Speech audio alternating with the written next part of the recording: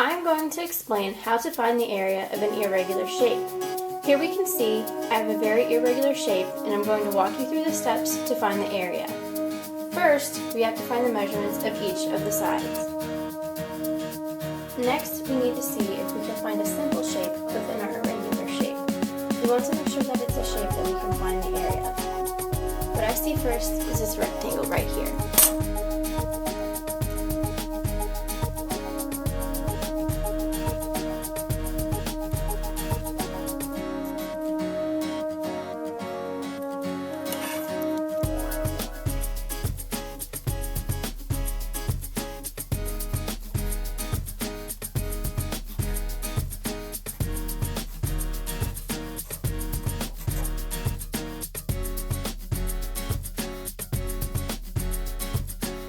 The area of a rectangle is length times width.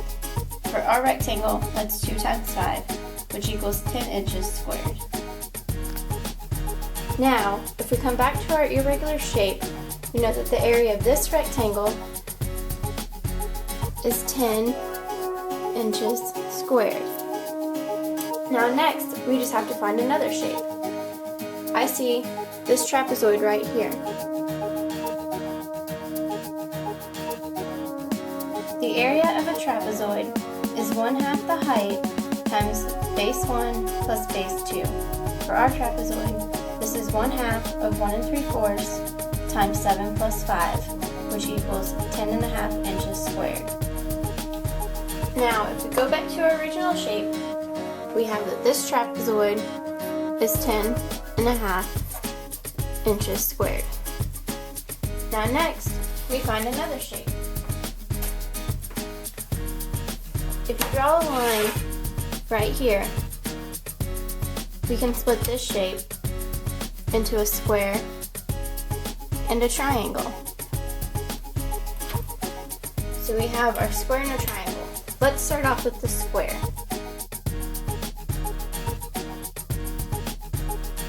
The area of a square is length times width, but since all the sides are the same, we can also write it as side squared.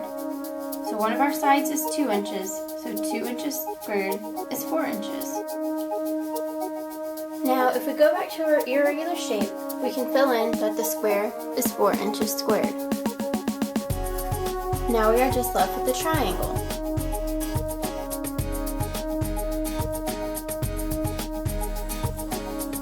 The area for a triangle is 1/2 the base times the height.